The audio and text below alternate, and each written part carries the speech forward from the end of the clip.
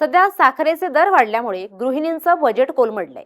सध्या बाजारात 75 रुपये ते 78 रुपये प्रति किलो प्रमाणे साखरेची विक्री केली जाते। साखरेचे दर वाढल्यामुळे व्यावसायिकांना सुद्धा फटका बसलाय। जे ग्राहक 5 किलो साखर खरेदी करायचे ते आता 1 ते 2 किलो साखर खरेदी करत आहेत। त्यामुळे साखरेची विक्री कमी झाली आहे। त्यामुळे सरकारनं जीएसटी आणि साखरेचे दर कमी करावे अशी मागणी किराणा व्यावसायिकांनी केली आहे। साखर तर कसं आहे की काल 65 रुपये होती, आज 75 रुपये झाली, उद्या 80 होऊ शकते. म्हणजे साखरेचे रोज भाव वाढून राहिले. ग्राहकांचं कसं आहे, 5 किलो मागितली 3 गिऱ्हाईक वापस जातात. एक गिऱ्हाईक म्हणते भाऊ एवढे वाढले का? काल तर हे भाव विचारले, आज तर हे भाव आहे.